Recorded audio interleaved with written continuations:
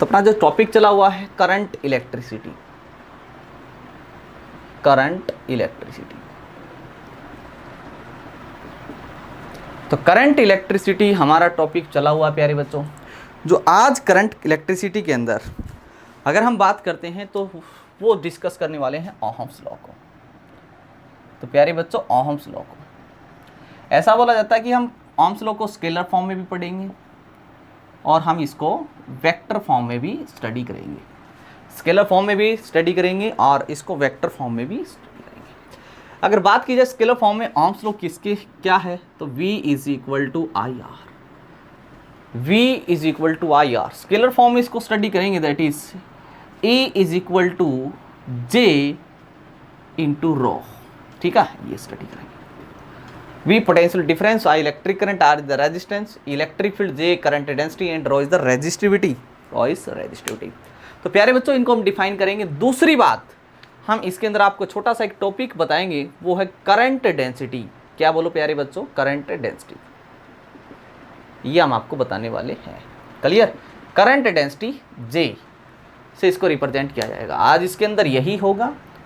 ठीक है, Ohm's law के ऊपर क्वेश्चंस की अगर बात की जाए तो ओहम्स लॉ के ऊपर जो क्वेश्चंस, ओहम्स लॉ एक कॉन्सेप्ट, एक लॉ है जिसकी हम एप्लीकेशंस करेंगे और उसके ऊपर बेस्ड न्यूमेरिकल्स करेंगे बाद में। खैर आज की क्लास में हम इतना ही रखेंगे प्यारे बच्चों। तो स्टार्ट करते हैं, आइए करंट इलेक्ट्रिसिटी के अंदर करंट डेंसिटी से। क्या टॉपिक से, करंट डेंसिटी। तो करंट डेंसिटी पढ़ते हैं, आइए चलो। तो भाई current density, current density, current density को हम J से रिप्रेजेंट करते हैं। वेक्टर लगा सकते हो क्योंकि ये एक वेक्टर क्वांटिटी है, वेक्टर लगा सकते हो क्योंकि ये एक वेक्टर क्वांटिटी है। खैर हम क्यों डिफाइन कर रहे हैं करंट डेंसिटी को। Current density is a vector quantity जो किसके कोरस्पोंडिंग स्टडी की जाती है, करंट के कोरस्पोंडिंग। ठीक है, करंट एक स्केलर है तो उसके कोरस्पोंडिंग हमें एक वेक्टर क्वांटिटी डिफाइन की गई जिसको हम करंट डेंसिटी बोलते हैं। कैसे, जरा देखिए ध्यान से आप। मैं आपसे एक सिंपल सी बात पूछता हूँ। मेरे पास में एक वायर है, मेरे पास में एक वायर है, ये एक वायर हो सकता है। आपका जो वायर है कुछ ऐसे कटा हुआ, आगे से हो सकता है हमारा वायर कुछ ऐसे कटा हो, ऐसे प्लेट ने होके। ये this is the cross section area of this wire. यहाँ पर वायर का अगर क्रॉस सेक्शन एरिया देखा जाए तो कुछ इधर होगा। This is the cross sectional area of this area vector. ठीक है ना, एरिया वेक्टर होता है नॉर्मल टू द सरफेस। इसके अंदर अगर करंट यहाँ से, प्यारे बच्चों यहाँ से इलेक्ट्रिक करंट I एंटर कर रहा है तो यहाँ से भी इलेक्ट्रिक करंट I ही निकल रहा होगा और उसकी डायरेक्शन कुछ ऐसी होगी। यहाँ पर इलेक्ट्रिक करंट की डायरेक्शन के साथ जो एरिया वेक्टर है इसका, इस क्रॉस सेक्शन का, वो एंगल मान लो थीटा बना रहा है प्यारे बच्चों। तो हमें क्या करना चाहिए, ये जो आपका एरिया वेक्टर है इसके हमें कंपोनेंट्स करने चाहिए। मैंने दो कंपोनेंट्स किए। एरिया का इस थीटा के साथ वाला इधर वाला कंपोनेंट आएगा A cos थीटा और इसके बिल्कुल परपेंडिकुलर मीन्स बीच में रिजल्टेंट रहना चाहिए नीचे की तरफ कौन सा कंपोनेंट आएगा, A sin theta, A sin theta.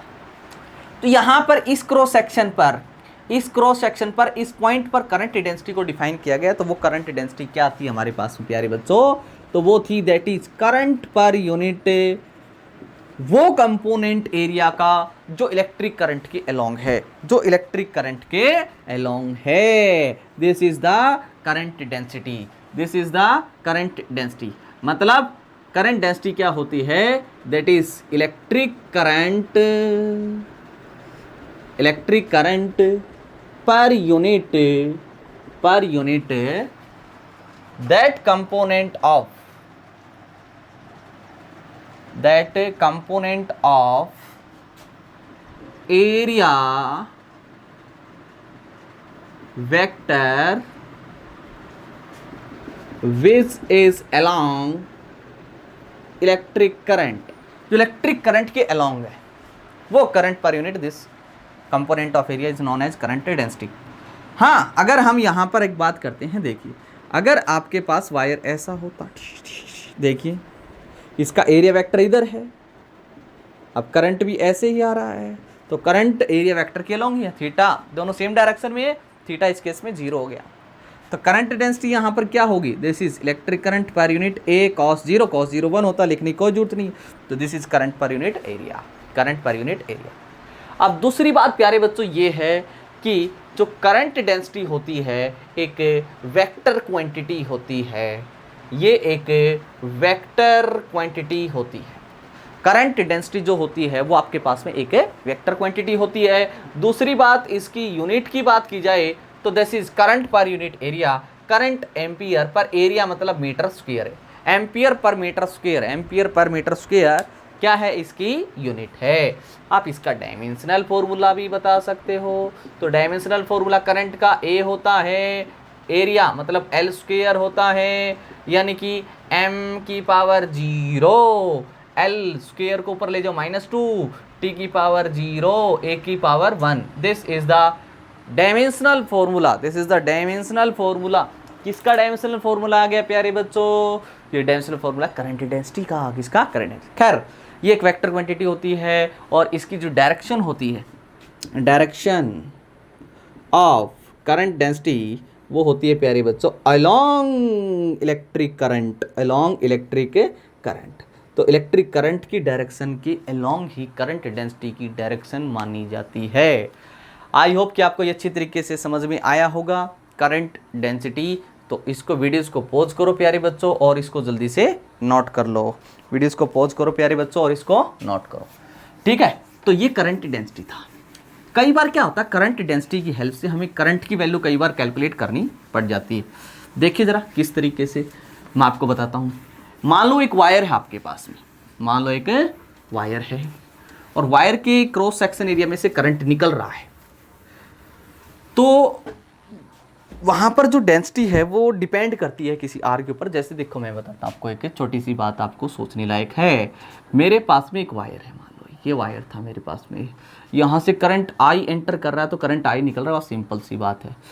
But यहाँ पर ये जो इसका क्रॉस सेक्शन एरिया जिसमें से करंट निकल रहा है, ये वाला, इसका देखिए आप ओवरव्यू देखा गया, फ्रंट से देखा गया तो ये क्रॉस सेक्शन एरिया ऐसे बना लिया मैंने, तो इसमें से करंट ऐसे निकल रहा था बाहर, करंट बाहर निकल रहा है। यहाँ पर एक मान लो छोटी सी रिंग कट करी मैंने, ये वाली छोटी सी रिंग, ये वाली, ठीक है। और ये इसका जो एरिया है वो डी ए मान लेते हैं, और d a vector normal to the surface ऐसे हो जाएगा डी ए वैक्टर, और इसमें से ही कुछ करंट निकल रहा है, मान लो डी आई। कितना निकल रहा है, डी आई। समझ रहे हो मेरी बात। छोटी सी क्रॉस सेक्शन एरिया पे एक छोटी सी रिंग बनाई जिसका एरिया डी ए है, तो डी ए में से कुछ करंट बाहर निकल रहा है ऐसे डी आई। तो यहाँ की करंट डेंसिटी को कैसे लिखा जा सकता है, तो current density is equal to लिखा जा सकता है d I by that is d a cos theta. खैर यहाँ पर थीटा की वैल्यू 0 है, सेम डायरेक्शन में है, अगर मान लो कुछ और एंगल होता तो भी। तो यहाँ से डी आई की वैल्यू निकली हमारे पास में, that is J into d a cos theta, and as we know that a b cos theta is equal to लिखा जा सकता है J vector dot d a vector, this is d I.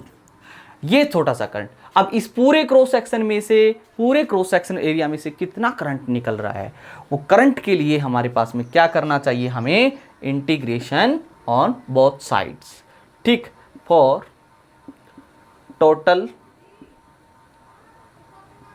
Current d I is equal to J vector dot d a vector integration on both side. तो d I का integration कितना हो जाएगा, I is equal to integration of J vector dot d a vector. तो इस फॉर्मूले से हम इलेक्ट्रिक करंट की वैल्यू को फाइंड आउट कर सकते हैं प्यारे बच्चों। क्या मेरी बात क्लियर है, क्या मेरी बात क्लियर है, ठीक है। तो ऐसा सवाल जैसे इसके ऊपर कुछ क्वेश्चन बनाते हैं, उससे पहले वीडियो इसको पॉज करो बच्चों और इसको जल्दी से नोट कर लो। वीडियो को पॉज करो प्यारे बच्चों और इसको नोट कर लो। आइए इसके ऊपर एक बेस्ट प्रॉब्लम देख लेते हैं। सवाल यहां से फंसेगा आपके पास में, देखो किस तरीके से हमने फंसाया सवाल को। ये देख, मैं ऐसा बोलता हूं आपसे, प्यारे बच्चों ध्यान से देखिए, प्यारे बच्चों ध्यान से देखिए क्वेश्चन कैसे फंसाया हमने। मान लो एक वायर था हमारे पास में, मान लो मेरे पास में ऐसा एक वायर है, मेरे पास में ऐसा वायर है एक, ठीक, इसमें से करंट निकल रहा है, कैसे निकल रही। This is the axis of wire, this is the axis of wire, और इस वायर की, सिलेंड्रिकल वायर की रेडियस r है। तो यहां पर जो करंट डेंसिटी आपको दे दी गई वो मान ले देते हैं आपके पास में मैग्नीट्यूड J नॉट R आपको दे दी जाती है। वेहर R क्या है, एक्सिस से, एक्सिस के साथ में जब आप एज पे आते हो तो ये डिस्टेंस बढ़ती जाती है, तो यहाँ पर स्मॉल r की वैल्यू कैपिटल R आ जाएगी। तो find out electric current flowing through the wire. तो हमें एक बात पता है यार, ये देखो क्रॉस सेक्शन लिया मैंने इसका वायर का, तो ये क्रॉस सेक्शन, ये इसका एक्सिस हो गया, ऐसे एक्सिस है। तो यहाँ से प्यारे बच्चों मैं कितनी डिस्टेंस पे गया, x डिस्टेंस पे गया, या r डिस्टेंस पे गया। मैं r डिस्टेंस पे जाके dr विड्थ की एक स्ट्रिप कट कर लेता हूँ, ये वाली, ठीक है प्यारे बच्चों। इसकी जो ये विड्थ जो है आपके पास में, ये वाली विड्थ, ये dr वाली, इसका एरिया वेक्टर किधर होगा, normal to the surface, current भी ऐसे आ रहा, थीटा 0 है। तो आप इस छोटी सी स्ट्रिप में से बहने वाला थोड़ा सा करंट di क्या लिखोगे, j vector dot da vector, या j da cos थीटा 0 है, this is j into da, ये आप di करंट लिखा। इसकी वैल्यू हमारे पास में कितनी दे रखी है आपको, this is j not into r into कितना है d, ये di करंट आया। मेरे को तो टोटल करंट निकालना है प्यारे बच्चों, तो टोटल करंट के लिए आपको इंटीग्रेशन करना होगा। अब मैं आपसे पूछता हूं, ये जो एरिया है स्ट्रिप का, ये डीए एरिया कितना होगा, ठीक है, ये होगा this is length into breadth, length कितनी होगी 2 पाई r इंटू विड्थ कितनी इसकी dr इंटू कितनी है dr, ये इस तरीके से। मेरा कहने का मतलब ये है, यहां पर इस स्ट्रिप को कट कर लिया जाए तो ये आपकी स्ट्रिप ऐसी होगी, एक ऐसे, जिसकी लेंथ कितनी होगी 2 पाई r, विड्थ dr है, ये कितनी है dr। ओके, ये वैल्यू यहां पर रखोगे तो करंट की वैल्यू जो मिली आपके पास में, this is j not r into da की वैल्यू रख देते हैं यहां पर, this is 2 pi r into dr। तो प्यारे बच्चों हमें करंट की वैल्यू जो मिली di, उसकी वैल्यू मिल चुकी है 2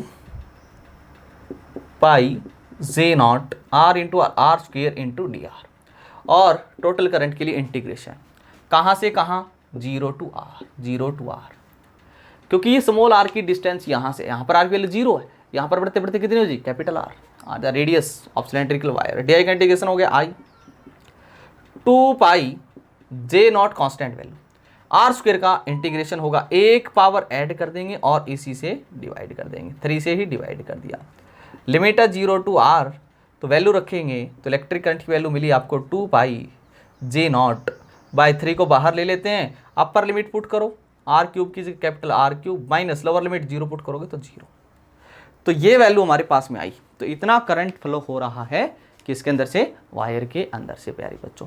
तो ये था हमारे पास में करंट डेंसिटी के ऊपर टॉपिक। क्वेश्चन कुछ भी बना सकते हैं, करंट डेंसिटी जो होती है एरिया की इन्वर्सली प्रोपोर्शनल है, आपको ये पता होना चाहिए। खैर चलो आगे की तरफ मूव करते हैं। हमारे पास में नेक्स्ट टॉपिक है हमारा, वो है ओहम्स लॉ। हाँ, वीडियो को पॉज करके प्यारे बच्चों इसको नोट जरूर कर लें, वीडियो को पॉज करके प्यारे बच्चों इसको नोट जरूर कर लें। क्या next topic, Ohm's law. Ohm's law हमारे पास में, आप ओहम्स लॉ को 10th क्लास से स्टडी करते आ रहे हो मेरे बच्चों। कहाँ से करते आ रहे हैं, 10th क्लास से। खैर पढ़ना पड़ेगा ओहम्स लॉ, इसके बगैर काम चलने वाला इलेक्ट्रिसिटी में नहीं है, इसके बगैर काम चलने वाला नहीं है। खैर ओहम्स लॉ क्या कहता था हमारे पास में, हम पोटेंशियल डिफरेंस के बारे में स्टडी कर चुके हैं, इलेक्ट्रिक करंट हम पढ़ चुके हैं। तो ओहम्स लॉ ये कहता था, मान लो हमारे पास में एक वायर है, बैटरी की हेल्प से, सेल की हेल्प से हमने क्या किया प्यारे बच्चों, तो हमने ये किया कि मान लो इस वायर के इस एंड को मैंने कुछ पोटेंशियल दिया और इसको भी कुछ पोटेंशियल दिया, मतलब इस वायर के अक्रॉस कुछ पोटेंशियल डिफरेंस अप्लाई किया, हायर पोटेंशियल लोअर पोटेंशियल। तो इस वायर के अंदर कुछ इलेक्ट्रिक करंट फ्लो होगा from higher potential to lower potential, from higher potential to lower potential electric current flow होगा। तो वो इन दोनों के अक्रॉस कुछ पोटेंशियल डिफरेंस भी अप्लाई किया, मान लो V, कितना अप्लाई किया V, दिस इज इन दोनों पोटेंशियल डिफरेंस। तो ओम्स बोला कि अगर इस एंड के अक्रॉस, इस कंडक्टर के एंड के अक्रॉस पोटेंशियल डिफरेंस जितना ज्यादा होगा, इसमें फ्लो होने वाला इलेक्ट्रिक करंट भी उतना ही ज्यादा होगा। More is the potential difference then more is the electric current flowing through the wire. ये हमें पता लगा। क्लियर? आई होप कि आपको ये अच्छी तरीके से समझ में आ रहा होगा। आई होप कि ये अच्छी तरीके से आपको समझ में आ रहा होगा। खैर देख, मैं बोल रहा हूं कि ओम्स ने क्या बोला कि इसके अंदर से फ्लो होने वाला जो इलेक्ट्रिक करंट है I is directly proportional to potential difference between this two ends of the conductor. Potential difference does not depend upon the electric current, practically I is depend upon the V potential difference. अरे potential difference आएगा तभी तो current आएगा, current से potential difference थोड़ी लेके आओगे भाई, ठीक है? ऐसा हम पढ़ सकते हैं, बट थ्योरेटिकली इसको ऐसा लिखा जा सकता है कि V is directly proportional to I। Theoretically ऐसा लिखा जा सकता है। यही ओम्स लॉ है। ओम्स लॉ क्या कहता था हमारे पास में कि इलेक्ट्रिक करंट क्या कहता है हमारे पास में, देखिए आप, ये कहता है electric current flowing through a conductor, through a conductor is directly proportional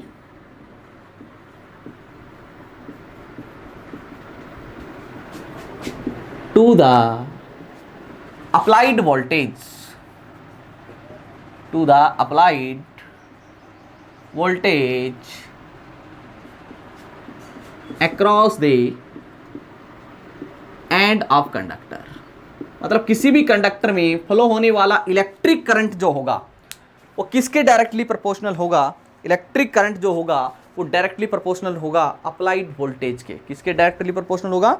applied voltage के। ये हमें बात ध्यान में रखनी है, अप्लाइड वोल्टेज के। प्यारे बच्चों, वीडियोस को पॉज करके नोट कर लीजिए जब तक मैं इंक डाल देता हूँ।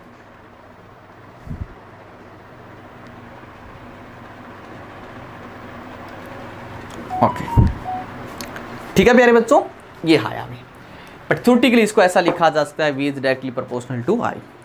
खैर, हमें डायरेक्टली प्रोपोर्शनल के सिंबल को जब इक्वल में कन्वर्ट करते हैं तो कांस्टेंट वैल्यू I, वो I R, क्या है R? What is R?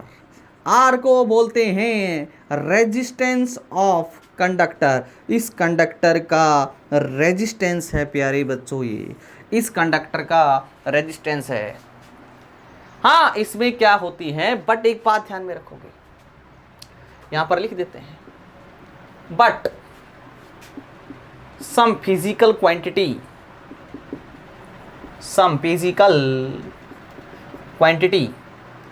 जैसे प्रेशर, खास करके टेम्परेचर, वो क्या होना चाहिए? कांस्टेंट। क्या रहना चाहिए? कांस्टेंट। अगर टेम्परेचर कांस्टेंट नहीं है तो V equal to R I जो है या V equal to I R है, वो लो फेल हो जाएगा। The limitations of Ohm's law next में पढ़ेंगे हम। तो this is the resistance of a conductor. अब रेजिस्टेंस है क्या, उसको हम देख लेते हैं। ये हमारे पास में ओम्स लॉ है, V equal to I R, R is the resistance of conductor. तो यहाँ से प्यारे बच्चों हम R को देख लेते हैं, दिस इज V बाई आई।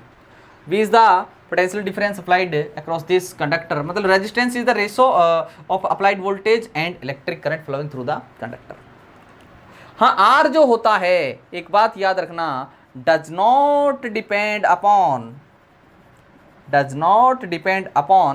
पहला फैक्टर applied voltage, दूसरी बात इलेक्ट्रिक करंट, इनमें किसी पे भी डिपेंड नहीं करता, ठीक है ना? कई बच्चे ऐसा मत बोल देना कि इलेक्ट्रिक करंट बढ़ेगा तो रेजिस्टेंस घटेगा, इन्वर्सली प्रोपोर्शनल है, वोल्टेज के डायरेक्टली, ऐसा नहीं बोलना। ऐसा हम क्यों नहीं बोल सकते? क्योंकि V बढ़ाओगे तो I भी बढ़ेगा, इनका रेशो जो कांस्टेंट रहेगा। V घटाओगे तो I भी घटेगा, V बढ़ाओगे तो I भी बढ़ेगा, इनका जो रेशो है हमेशा क्या रहता है? कांस्टेंट। जैसे capacity is equal to Q by V में Q बाई V का रेशो जो कांस्टेंट आता था, कैपेसिटी वो कांस्टेंट रहता था, वैसे ही यहाँ पर R भी क्या रहेगा? Constant. R is the resistance of this conductor, R is the resistance of this conductor. Video को पॉज करो प्यारे बच्चों और इसको नोट कर ले और पढ़ते हैं इसके बारे में। ये हमारे पास में ओम्स लॉ है, V is equal to I R, V is equal to I R, V is equal to I R. V is the applied voltage, V is the applied voltage, V हमारे पास में एक applied voltage है प्यारे बच्चों, V मेरे पास में एक अप्लाइड वोल्टेज है प्यारे बच्चों। ओके ठीक, उसके बाद में चलो आगे की तरफ बढ़ते हैं प्यारे बच्चों। हम इतना पढ़ चुके हैं, बहुत अच्छा, बहुत सुंदर। V is equal to I R या R is equal to V by I, this is Ohm's law, this is Ohm's law. R does not depend upon V and I, V और I के ऊपर depend नहीं करता है। हाँ, अगर temperature constant है, अगर टेम्परेचर कांस्टेंट है तो V I graph is straight line, उसके बारे में अभी देखने वाले हैं। उससे पहले रेजिस्टेंस के बारे में बात कर लेते हैं। तो ये रेजिस्टेंस क्या है प्यारे बच्चों, रेजिस्टेंस क्या है? रेजिस्टेंस एक opposition offered by conductor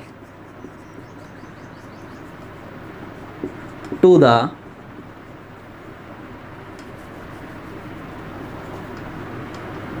flowing electric current, sorry, to the electric current flowing through that conductor। ये बात समझते हैं। मतलब क्या है, एक वायर है, इस वायर में क्या फ्लो रहा, करंट फ्लो रहा है, मतलब अपोजिट डायरेक्शन में कौन फ्लो रहा है, इलेक्ट्रॉन फ्लो रहे हैं। अब इलेक्ट्रॉन ऐसे थोड़ी स्मूथली मूव करते हैं, हमने ड्रिफ्ट वेलोसिटी डिफाइन की थी, गया कोलिजन, टकराया, फिर चला ऐसे, तो बार बार उनका अपोज होता है। मतलब इसके अंदर, वायर के अंदर, वायर की एक प्रॉपर्टी है, this is the internal property of this wire, conductor की प्रॉपर्टी, जो अपने अंदर से बहने वाले इलेक्ट्रिक करंट का हमेशा क्या करेगा, अपोज। वो हो सकता है किसी का रेजिस्टेंस कम हो, किसी का ज़्यादा हो सकता है, अलग अलग डिफरेंट मटेरियल पे डिपेंड। तो रेजिस्टेंस एक ऑपोजिशन ऑफर्ड किया जाता है, एक प्रॉपर्टी है जो अपोजिशन प्रॉपर्टी होती है, जो अपने अंदर से बहने वाले इलेक्ट्रिक करंट का अपोज करती है। This is the resistance, this is the resistance. हाँ, अगर यूनिट की बात की जाए, यूनिट ऑफ रेजिस्टेंस, तो वो होगी, this is volt per unit ampere, volt पर एम्पियर होगी। बट वोल्ट पर एम्पियर को हम आगे से किससे, इस सिंबल से रिप्रेजेंट करेंगे और इसको हम बोलेंगे ओहम। क्या बोलेंगे, ओहम। तो unit of resistance is ohm, unit of resistance is ohm, ये ओहम हो जाएगा। कई बार ऐसे भी क्वेश्चन कर लेता हमारे पास में, ये कोई कैद कर लेते हैं, ऐसे 10th क्लास का स्टैंडर्ड क्वेश्चन होता है ये, डिफाइन R बराबर 1 ओहम ऑफ ए कंडक्टर। किसी भी वायर का रेजिस्टेंस 1 ओहम कब होगा? मान लो अपने पास में एक वायर था, ये वायर है, तो इस वायर के अक्रॉस आपने कुछ पोटेंशियल डिफरेंस अप्लाई किया, V इज इक्वल टू, अगर 1 वोल्ट, 1 वोल्ट अप्लाई करने से इसमें बहने वाला अगर करंट 1 एम्पियर निकला, तो इस वायर का रेजिस्टेंस 1 ओम होगा। R बराबर होता है V बाई आई। अगर 1 वोल्ट अप्लाई करने से 1 एम्पियर करंट फ्लो होता है, तो 1 बाई 1 वोल्ट पर एम्पियर ओहम होता है। तो किसी वायर का resistance 1 Om. If 1 ampere electric current flowing through a conductor after applying 1 volt potential difference across this conductor, then resistance of this wire or conductor is known as 1 ohm। तो उस wire का जो resistance है वो 1 ohm कहलाएगा, resistance जो है वो 1 ओहम कहलाएगा। क्या मेरी बात क्लियर है प्यारे बच्चों? वीडियोस को पॉज करो और इसको जल्दी से नोट कर लो। ये था ओहम्स लॉ, ये था ओहम्स लॉ, ठीक है, ओके। टेम्परेचर कांस्टेंट रहना चाहिए, this is a main important, ये इसकी कंडीशन है। अगर कंडीशन ये फॉलो नहीं हो रही, टेम्परेचर अगर कांस्टेंट नहीं है, तो आपका जो V is directly proportional to I है, वो हम कभी भी फॉलो नहीं कर सकते हैं। अब देखिए, अब ग्राफ की बात की जाए, किसकी बात की जाए, V I, ठीक है ना। अब I, मैं आपको एक बात बताता हूँ। क्या आपने इक्वेशन पढ़ी हुई है, y is equal to m x plus c? Yes. मान लो ये x एक्सिस है, ये y एक्सिस है, this is the graph of this straight line and this intercept with y axis is c। हाँ, अगर यही स्ट्रेट लाइन ऐसी हो जाए, मतलब ओरिजिन में से पास हो रही है आपके पास में, तो y इंटरसेप्ट जो c था वो अब कट के होके 0 हो गया। तो इसकी इक्वेशन हो जाएगी, स्ट्रेट लाइन की इक्वेशन होगी y is equal to m x, where m is the slope of this line, where m is the slope of this line, where m is the slope of this line. और ये line अगर x axis की positive direction के साथ theta angle बना रही है तो इसका स्लोप होता है टेंजेंट थीटा, स्लोप होता है टेंजेंट थीटा, याद रखना। ऐसे ही मैं आपसे कहता हूं v is equal to I R, या फिर v is equal to R I, ऐसा लिखा जाए। Compare this with y is equal to m x plus c, c तो है ही नहीं, y is equal to m x. y axis पर वोल्टेज ले लीजिए आप, इधर वोल्टेज ले ली, x की जगह i है, मतलब इस पर इसको करंट एक्सिस ले लेते हैं। तो what is R, R is the slope. तो वी आई ग्राफ जो देखा गया वो स्ट्रेट लाइन देखा गया प्यारे बच्चों, and passing through origin, origin से पास होता हुआ दिखाई दिया मेरे को। क्लियर है प्यारे बच्चों, दिस इज वी आई। तो इस स्ट्रेट लाइन का जो स्लोप होगा वो क्या देगा आपको, R, resistance of the conductor, resistance of the conductor आपको देगा प्यारे बच्चों। क्या मेरी बात क्लियर है? हाँ, ध्यान में रखें, यहाँ पर जो थीटा एंगल होता है वो करंट एक्सिस के साथ बना होना चाहिए, तभी जो स्लोप होगा हमारे पास में वी आई ग्राफ का वो रेजिस्टेंस देगा। और वी आई ग्राफ हमारे पास में स्ट्रेट लाइन होगा, स्ट्रेट लाइन होगा, बट कंडीशन इज दिस कि टेम्परेचर कांस्टेंट होना चाहिए। दूसरी बात, मैं आपसे इसी के ऊपर बेस्ड एक क्वेश्चन पूछ लेता हूँ प्यारे बच्चों। मेरे पास में 2 वायर हैं, एक करंट एक्सिस ले लीजिए, वोल्टेज एक्सिस ले लीजिए। मेरे पास में 2 वायर थे और दोनों का वी आई ग्राफ बनाया गया, एक वायर था ए और एक वायर था बी। तो resistance of the wire A ratio resistance of the wire B हमें फाइंड आउट करना है। कर लेंगे, इसमें क्या खास बात, रेशो आर बी। जबकि आपको ये एंगल आपको मान लेते हैं, आपको दे दिया जाता है 37 और ये आपको दे दिया जाता है 53 प्यारे बच्चों। तो हमें पता है करंट एक्सिस के साथ थीटा लेना होता है, करंट एक्सिस के साथ ही तो है ए जो एंगल ले रही है थीटा जो आपको दिया 37। तो ए का जो रेजिस्टेंस है, यानी कि resistance of wire A is equal to क्या होगा, टेंजेंट ऑफ 37, टेंजेंट 37। ठीक है, तो इसका टेंजेंट 37 की वैल्यू कितनी होती है हमें पता है। आपको प्यारे बच्चों पता भी होना चाहिए कि अगर ये एक ट्राइंगल है और ये एंगल आपका अगर 37 है तो ये 3, ये 4, ये 5 और टेन थीटा होता क्या है, perpendicular by base, this is 3/4 ohm. इसी तरीके से रेजिस्टेंस ऑफ वायर भी क्या होगा, दिस इज टेंजेंट 53 होगा और टेंजेंट 53, ये 37 है तो ये एंगल कितना होगा 53, दोनों का सम 90 डिग्री। अब इस एंगल के लिए सामने वाला परपेंडिकुलर ये हो गया तो ये बेस हो जाएगा, दिस वैल्यू इज 4/3। तो हमें ये फाइंड आउट करना था, this is R A ratio R B, मतलब R A by R B. R A value 3/4, ये वैल्यू 4/3, 3 ऊपर ले जाएगा 3 × 3 9/16, मीन्स रेशो जो आया ये आ जाएगा 9/16। तो ये हमें फाइंड आउट करना था। हमें अगर ये एंगल अगर वोल्टेज एक्सिस के साथ दे रखा हो तो भी हमें करंट एक्सिस के साथ हमें एंगल फाइंड आउट करना होगा, तभी उसका स्लोप जो होगा वो क्या देगा, रेजिस्टेंस देगा प्यारे बच्चों। तो आई होप कि आप इस तरीके की प्रॉब्लम सोल्व कर सकते हो। तो वी आई ग्राफ एक स्ट्रेट लाइन होगा, Ohm's law V equal to I R होगा। कंडीशंस मैंने आपको बता दी हैं क्या क्या है। आइए हम कुछ टर्म्स को और डिफाइन करते हैं। रियलिटी में ओम्स लॉ को, ओम्स लॉ का वेरिफिकेशन भी देख लेते हैं। यहाँ पर ओम्स लॉ को वेरीफाई भी करते हैं।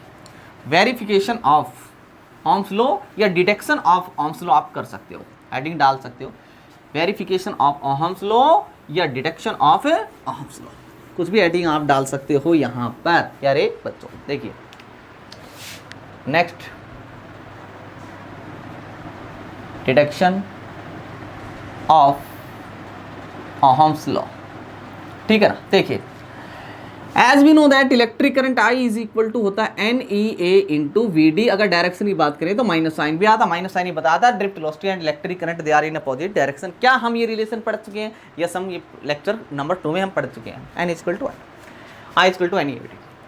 यहाँ पर मैं बता चुका हूँ N क्या था, number of electrons per unit volume, per unit volume, ये हमारे पास में था। ए था वायर का cross sectional area, cross sectional area, okay.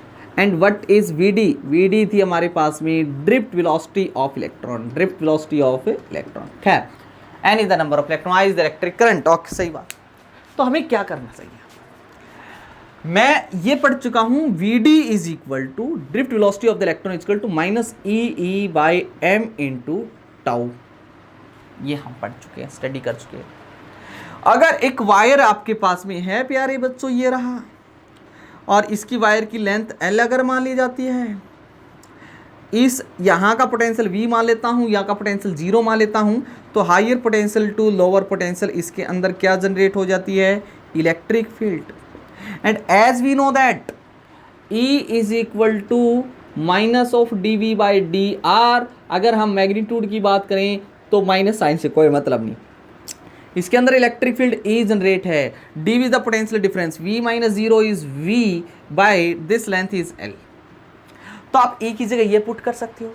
अगर आप E की जगह पे ये पुट करोगे तो आपकी जो ड्रिफ्ट वेलोसिटी Vd की वैल्यू आई वो कितनी आई, माइनस E की जगह रख देता हूं V बाई L, M थाई tau is the relaxation time, ये ड्रिफ्ट वेलोसिटी की वैल्यू यहां पर पुट कर देते हैं। तो therefore electric current I is equal to minus N E A into V D, V D value ये रख दी मैंने, minus e V by M L into tau, M L into tau, minus minus हो गया plus का, तो electric current की value आ गई भाई N E square A V tau by M L.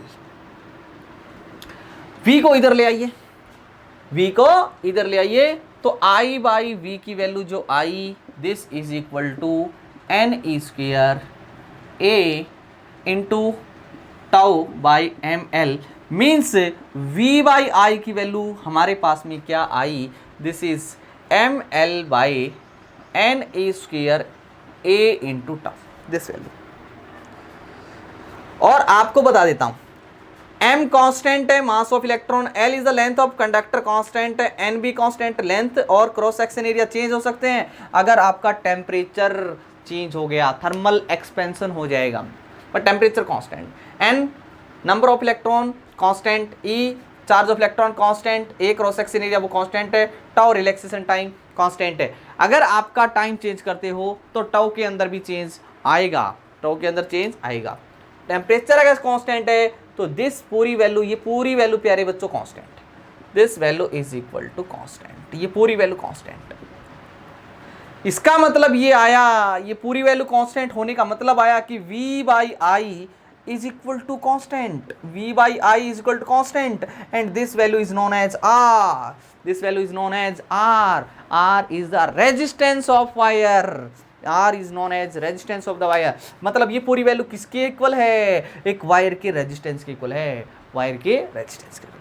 क्या मेरी बात क्लियर है? तो ओम्स लॉ का डिडक्शन भी है यहाँ हमारे पास में, और ओम्स लॉ को हम प्रूव भी कर सकते हैं। वीडियोस को पॉज करो प्यारे बच्चों और इसको नोट कर लो, वीडियोस को पॉज करो प्यारे बच्चों और इसको नोट कर लीजिए। ओके, ये था हमारे पास में। अब आप एक बात बताइए, आप प्रूव कर सकते हो ओम्स लॉ को, वेरीफाई करवा सकते हो, ऐसी बात नहीं है, बट ये एक लॉ है, लॉ का कोई प्रूफ नहीं होता, फिर भी हमने इसको प्रूव कर लिया। ध्यान से देखिए, आप यहाँ से पता चला मेरे को। अब आपको कुछ बातें पता होनी चाहिए, आगे काम आएंगी। What is the R resistance of wire?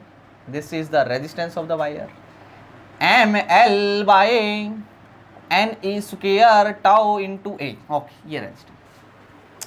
But हम एक इक्वेशन को और पढ़ेंगे, अभी नेक्स्ट आने वाला टॉपिक है R is equal to rho into L by A, where rho is known as resistivity of wire, resistivity of wire. हम इसको भी पढ़ने वाले हैं, रेजिस्टिविटी ऑफ द वायर। ठीक है, क्या मेरी बात क्लियर? इन दोनों इक्वेशनों को कंपेयर करो प्यारे बच्चों। देखिए, तो R is equal to M by N E square tau और आगे L बाई ए। क्या इस इक्वेशन को कंपेयर करने से मेरे को पता चल रहा है कि रो की वैल्यू आई m by n e square into tau. This is the resistivity of the wire. याद रखना रेजिस्टिविटी ऑफ वायर आगे यूज करेंगे प्यारे बच्चों, हम इसका यूज करेंगे। वैसे रेजिस्टिविटी क्या होती है, रेजिस्टिविटी की जो यूनिट होती है प्यारे बच्चों हम पढ़ेंगे नेक्स्ट, अभी थोड़ी देर में। ओम मीटर होती है, क्या होती है, ओम मीटर। खैर ये है रेजिस्टिविटी। क्या है रेजिस्टिविटी, आपको पता होना चाहिए m by n e square tau, m by n e square tau. Clear है? तो वीडियो को पॉज करो प्यारे बच्चों और इसको नोट कर लीजिए। अब हम करने जा रहे हैं Ohm's law in vector form. Ohm's law in vector form, Ohm's law in vector form study करने जा रहे हैं। चलो देखिए m by n e square tau. Okay, उससे पहले जैसे कि आपने इलेक्ट्रोकेमिस्ट्री के अंदर पढ़ा हुआ, केमिस्ट्री के अंदर कुछ टर्म्स डिफाइन की गई हैं, वो कौन कौन सी मैं आपको बता देता हूँ। जैसे आपने एक टर्म पढ़ी हुई है उसको बोलते हैं कंडक्टेंस। क्या बोलते हैं, कंडक्टेंस बोलते हैं। एक टर्म अभी आपने पढ़ी हुई है जैसे रेजिस्टेंस पढ़ लिया है हमने, रेजिस्टिविटी हम पढ़ेंगे कंडक्टिविटी हम पढ़ेंगे, ठीक है ना। कंडक्टेंस को कैपिटल G से रिप्रेजेंट किया जाता है, रेजिस्टेंस को R से, रेजिस्टिविटी को रो से, कंडक्टिविटी को हम सिग्मा से रिप्रेजेंट करते हैं। इनमें रिलेशंस क्या होती हैं प्यारे बच्चों। रियलिटी में जो कंडक्टेंस होता है G, this is the reciprocal of resistance. ये बात आपको याद रखनी है। This is the conductance reciprocal of resistance होता है। ये रेजिस्टेंस का उल्टा होता है, उल्टा प्रोसीजर। क्लियर है? मैं आपसे बोल सकता हूँ कि इसकी यूनिट ओहम थी तो इसकी यूनिट क्या हो जाएगी, इसकी यूनिट हो जाएगी पर ओहम। पर ओहम, या इसको हम बोल सकते हैं महो। क्या बोल सकते हैं, महो। या फिर इसकी दूसरी यूनिट एक और यूज़ कर सकते हो आप, दैट इज साइमन। क्या यूज़ कर सकते हो, साइमन। पर ओहम, महो या Simon, this is the unit of conductance. खैर हमारे पास में अब रेजिस्टिविटी पढ़ चुके हैं। रेजिस्टिविटी की यूनिट मैं बता चुका हूँ, ओहम मीटर होती है और इसकी यूनिट ओहम होती है और इसकी होगी हमारे पास में अब महो या पर ओहम, आप दोस्तों या साइमन जिसको आप बोल सकते हो। कंडक्टिविटी, तो conductivity is the reciprocal of resistivity प्यारे बच्चों। Conductivity is the reciprocal of resistivity. तो इसकी यूनिट क्या हो जाएगी हमारे पास में, रेजिस्टिविटी की होती है ओहम मीटर, तो इसकी हो जाएगी हमारे पास में उल्टी, पर ओहम पर मीटर, पर ओहम पर मीटर। पर ओहम को बोलते हैं हम महो, महो पर मीटर भी बोल सकते हैं। महो को हम बोलते हैं साइमन, यानी कि साइमन पर मीटर भी इसको बोला जा सकता है। क्लियर है? तो ये कंडक्टिविटी हो गई हमारे पास में, रेजिस्टिविटी हो गई, कंडक्टेंस क्या होता है और रेजिस्टिविटी क्या है। अब देखिए हमारे पास, वीडियो को पॉज करके ये नोट में डाल लो प्यारे बच्चों। वीडियोस को पॉज करके इसको नोट में ज़रूर डाल लें, ठीक है ना। चलो आगे की तरफ बढ़ते हैं। अब हमारे पास में एक रिलेशन है प्यारे बच्चों। वो रिलेशन क्या है मैं आपको बताने वाला हूँ, ज़रा देखो आप। रिलेशन है जैसे आपने पढ़ लिया अभी V is equal to I R. तो मैं रिलेशंस, दो रिलेशन होंगी जो मैं आपको बता चुका हूँ, वो कौन सी है ज़रा देखिए, आप लिख देंगे, ध्यान से देखें। क्या आप जानते हो electric current I is equal to होता है माइनस का NEA into VD। Next heading डाल लेना प्यारे बच्चों। I is equal to minus NEA into VD की value minus EE by M into tau. Minus minus हो जाएगा प्लस का, तो A को इधर ले आइए। करंट पर unit area is equal to हो जाएगा NE square E tau by M हो गया प्यारे बच्चों। रियलिटी में I बाई करंट पर unit area is known as current density, तो ये हो जाएगा NE square tau by M into E है। बट एक बात जानते हैं, अभी हमने पढ़ाया था आपको, resistivity of conducting wire is equal to था M by NE square tau, ये हम पढ़ा चुके हैं। तो this value is the reciprocal of resistivity, देख रहे हो आप। तो current density is equal to हमारे पास में हो गया 1 बाई रो इंटू ई, यानी current density is equal to हो गया 1 by reciprocal of resistivity is known as conductivity E. This is the relation. यह रिलेशन आपसे कई बार आपसे प्रूफ करवा लेता है, तो आपको पता होना चाहिए। हाँ, एक बात और हमें पता होना चाहिए, यहीं से प्यारे बच्चों रो को उधर ले जाओ तो E इज इक्वल टू हो जाएगा रो इंटू जे। अगर मैं इस इक्वेशन को कंपेयर करवाता हूँ, किसके साथ कंपेयर करवा सकते हो आप, E electric field is the vector form, इसके कॉरस्पॉन्डिंग स्केलर क्वांटिटी हम हमेशा पोटेंशियल डिफरेंस पढ़ते हैं। रेजिस्टिविटी, तो एक रेजिस्टिविटी कॉरस्पॉन्डिंग R हो गया हमारे पास में, और J करंट डेंसिटी, इसके corresponding electric current scalar quantity पढ़ी जाती है। V is equal to IR, this is the means this is the ohm's law in vector form बोल सकते हैं। E is equal to rho into J. तो आपसे कोई भी ये रिलेशन आपसे वेरीफाई करवा सकता है प्यारे बच्चों। कई बार आ जाता है डायरेक्ट क्वेश्चन प्रूव दिस, तो हम इसको प्रूव कर सकते हैं, इसमें कोई खास बात नहीं है, बट ये रिलेशन एक खास रिलेशन है, ठीक है ना। इसका हम सेमीकंडक्टर के अंदर, मॉडर्न फिजिक्स के अंदर भी कुछ आज यूज करेंगे। प्यारे बच्चों वीडियोस को पॉज कीजिए और इसको नोट कर लीजिए। तो वीडियोस को पॉज करो प्यारे बच्चों और इसको नोट कर लीजिए, ठीक है ना। तो ये था हमारे पास में ओहम्स लॉ, वेक्टर फॉर्म में हो गया, स्केलर फॉर्म में हो गया, करंट डेंसिटी हो गई। तो प्यारे बच्चों आज इतना ही रखते हैं। हम जो टॉपिक है factors on which resistance of a conductor depend, वो नेक्स्ट क्लास में ले लेते हैं, ठीक है। और उसके ऊपर बेस्ट कुछ प्रॉब्लम, अदरवाइज ये क्लास थोड़ी सी लंबी हो जाएगी। आज के लिए इतना ही रखते हैं। बेस्ट ऑफ लक, पढ़ते रहिए, काम करते रहिए। Thank you students.